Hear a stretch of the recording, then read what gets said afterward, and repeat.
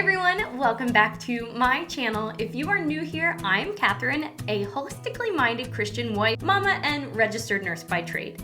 Today we're diving into a topic that might just change the way you look at your daily hygiene routine: holistic hygiene. We're so used to thinking of hygiene as simply brushing our teeth, taking a shower, and washing our hands.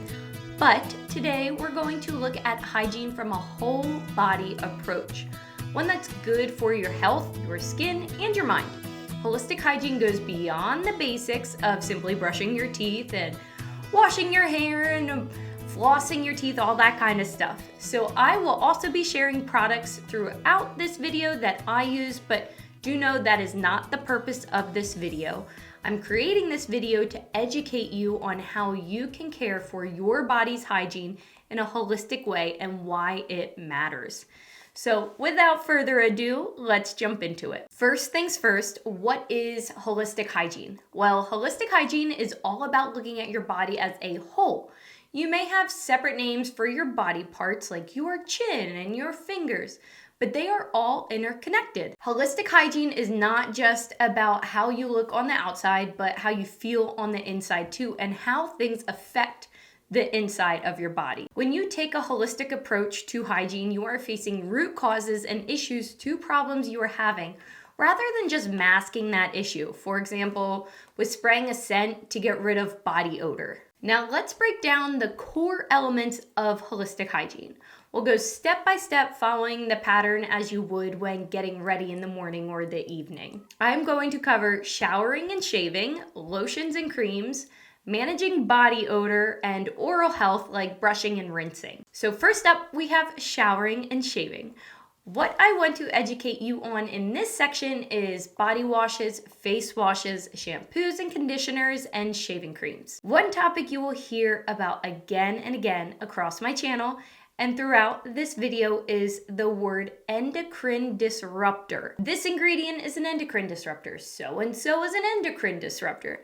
And I don't use this term lightly, and it is not being used to be a scare tactic or fear-mongering to make you do something, but it simply is being used because I believe you should know exactly what you are putting on or in your body and the consequences of those items, whether good or bad. Remember how I said in the beginning of this video, your body is interconnected. When practicing holistic hygiene, you need to look at how a product or item not only affects what it has been created to do, but how it also affects the rest of your body. So that is how we want to approach looking at body washes too. While some body washes out there smell so good, they may not be the best for you and may actually be causing other issues in your body. Just because something is packaged pretty or sleek and shiny doesn't mean it's the best thing for you. Here are a list of ingredients you want to avoid in your body washes. Contaminants such as 1,4-dioxane, which will not actually be on the label, but continue listening and I'll explain, is associated with chemicals that are in your body wash. So polyethylene glycol compounds are one of those associated chemicals, also known as PEGs. So if that is in your body wash on the label, on the ingredient label, then you know that 1,4-dioxane probably is too. PEGs usually contain ingredients that end with ETH, like sodium laureth, LAURETH, sulfate. And 1,4-dioxane is a contaminant that is created when certain common ingredients are mixed together, and it is also a known carcinogen to animals and on California's Proposition 65 list, being linked to cancer. So that's the first ingredient I want to talk about. Secondly, avoid the ingredient fragrance. And not only does this apply to body washes, but this literally applies to everything you own and what you buy. Directly quoted from MadeSafe, it states, "The term fragrance printed on a bottle of body wash is an umbrella term that represents an undisclosed mixture of various scented chemicals and ingredients.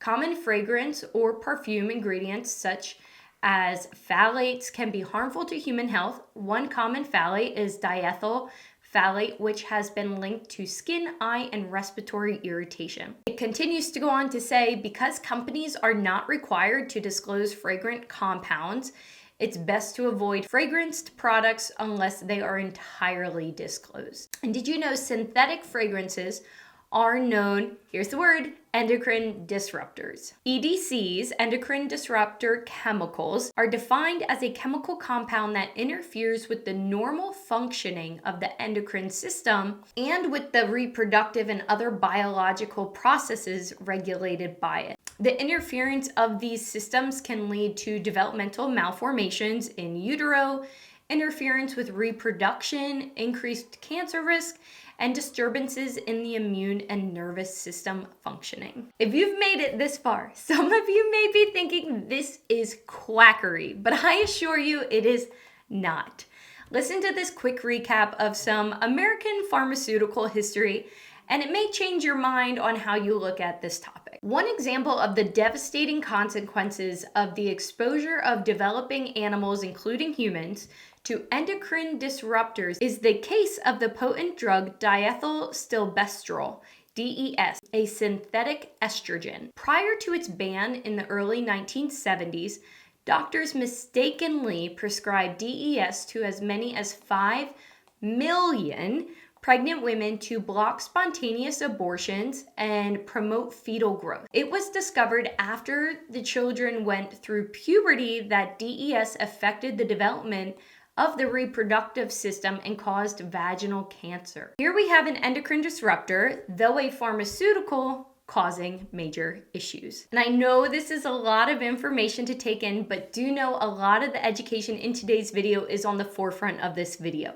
Most of what I am covering currently pertains to every talking point today. So with that being said, let's keep going. The next ingredient you want to avoid are toxins.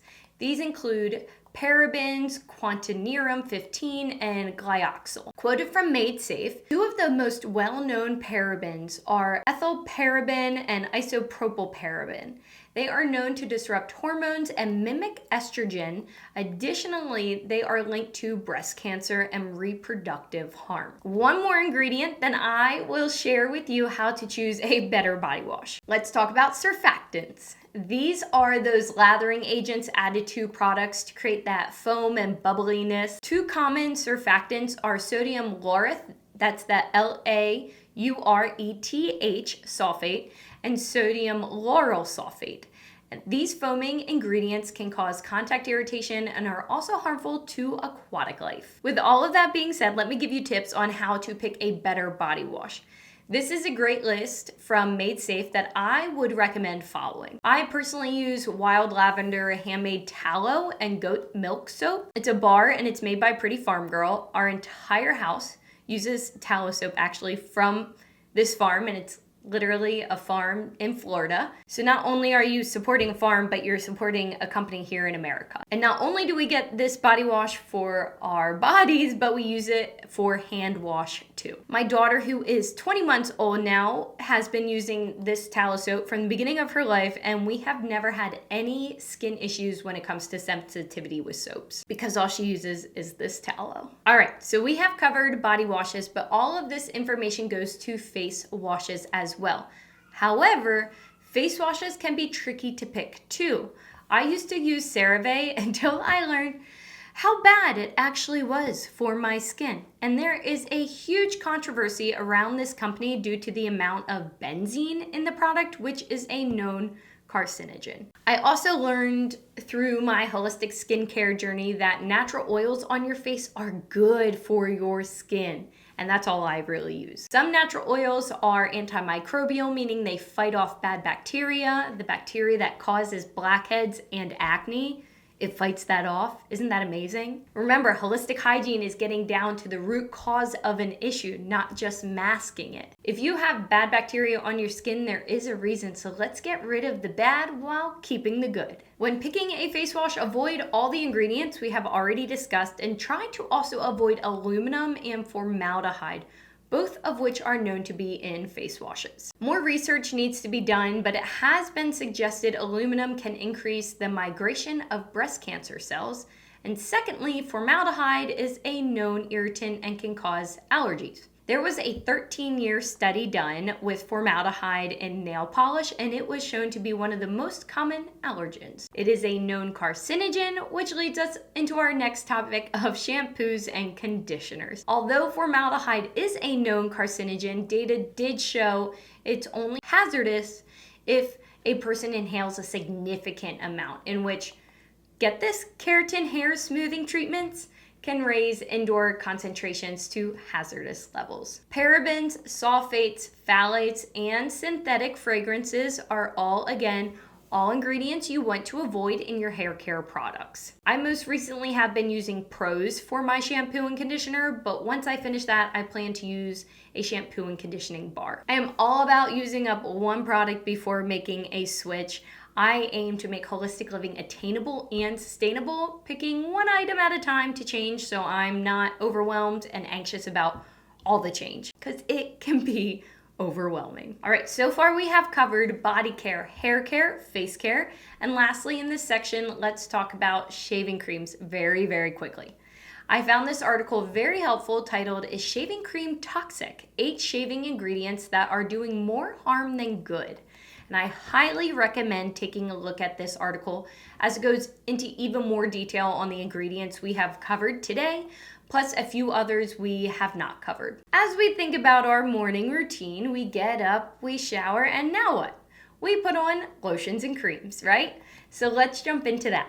Lotions and creams could be considered cosmetics, depending how you want to look at it, which is why it's important though for me to look at these as cosmetics. EWG has a great list of toxic 12 chemicals in cosmetics, many of which we have already covered, but some that we have not. Quaternarium 15 being one of them, which is known to release formaldehyde, there's that word again. And this one ingredient was new to me, methylene glycol, which is also a known formaldehyde. Take a look at these ingredients on a Bath & Body Works label. Not only can I not pronounce half of these names, but from what we have learned today, look at how terrible these ingredients are for your body. Again, it smells great, right? They smell so nice, but it's not doing your body any justice, especially internally. Again, know what you are putting on and in your body and what it is doing for your body. I currently use coconut oil as that is what I can afford at this moment. Coconut oil is known to be antimicrobial and anti-inflammatory, hydrating, and can help with collagen production. I get the organic coconut oil at Aldi and it works great. In the past, I have used Pretty Farm Girl's tallow whipped body butter. I love it. Man, I love that stuff. And not only does it feel great, but you can read about the key ingredients on the website and what it is actually doing for your skin and your body. So we're done with that section. Now let's get on to one of my favorite topics I love to talk about, and it sounds really weird, but let's talk about body odor. I personally experience side effects from deodorant, and I have a whole video on it. And looking at my armpits every day, I could be reminded of this side effect. Store-bought, I'm gonna say store-bought deodorants, because you can find some good ones at the store, but your typical store-bought deodorants turn the skin color of my armpits brown. Why, you ask? And why I go into quite some detail in my video, I'll give you a short kind of rundown. Store-bought deodorants caused irritation under my armpits, which then turned them dark brown. I also used to wear deodorants with aluminum in them, which is also known to cause darkening of the armpits. While aluminum is great for stopping the sweat under your armpits, it's not great for your sweat ducts. Aluminum can cause clogged sweat ducts, leading to this hyperpigmentation. There is hope though if you are in this situation. There are natural deodorants that work. I currently am using one and I love it. It's also cheaper than the store-bought deodorants that I used to use and lasts a lot longer. So there's 2 win-wins right there. While many things affect your body odor, like diet, health conditions, one that you absolutely kind of do have control over is the bacteria that is making your body smell. And here's why I say that. Body odor can come from bacteria breaking down into sweat, leaving an odor. So how do we get rid of that bacteria? First off, a holistic and whole food diet can help, But not only that, adding salt to the bacteria can help. And this is where deodorant comes into play. Salt stick deodorant targets odor-causing bacteria so you can sweat, which is an essential natural function, without worrying about unpleasant smells. So let's work with our bodies, not against them. Not only can you use a salt stick under your armpits, but you can put it on other areas that are prone to sweating and smelling on you too. All right, I know this video is getting long, so let's get to our last subject, oral health. While this could be a video completely on its own, as all these subjects could be, and maybe in the future, let's touch base on the basics of holistic hygiene when it comes to oral health. First up, toothpaste. Gold Coast has a great list of ingredients to avoid in toothpaste, and I will link that below along with all the studies and products I have shared about today. They say to avoid fluoride, triclosan, sodium lauryl sulfate, propylene glycol, artificial sweeteners, diethylanolamine, and parabens. Now, if you made it this far, you probably have heard of at least 5 of those ingredients by now and are experts on those ingredients. So keep all of that in mind, because now we're going to talk about rinsing your teeth, because it is just as important. The NIH has a list of common ingredients in mouthwashes. This list is not short. It has well over 100 ingredients. And when scrolling through this list, you will start to see ingredients we have discussed today and endings with that ETH that you will recognize. Some mouthwashes, due to ingredients, can cause mouth sores, a dry mouth, burning in the mouth, and the list goes on and on and on and on. Many people use mouthwash for bad breath, right? And so do I. But I don't use mouthwash technically, and I'll share more after I explain this a little bit. Again, we want to get rid of the root of the problem when it comes to holistic hygiene and what is causing that smelly bacteria. And while some medical conditions could cause poor breath, tobacco, alcohol, sleep apnea, and some medications could too, our focus today again is on that bacteria. So what helps regulate the bacteria in your mouth? A balanced, healthy diet, of course, helps due to its natural probiotics. Complete dental work goes into so much detail on each bacteria and how it affects your oral health. They state you're going to have to keep topping up your probiotic supplementation constantly unless you feed them. That is if you have to reintroduce probiotic bacteria. Friendly oral bacteria colonies require prebiotics to get a good start and flourish. Great thing is that these can come naturally. These include leafy greens, garlic, onions, greenish bananas, asparagus, apples, flaxseed, and cocoa. Adding more probiotic foods to your diet can also enhance the benefits of probiotic supplements. These include yogurt, miso, natto, kimchi, and sauerkraut. I personally do not take a probiotic, but I do eat very clean, and I use an antimicrobial mouthwash with one ingredient.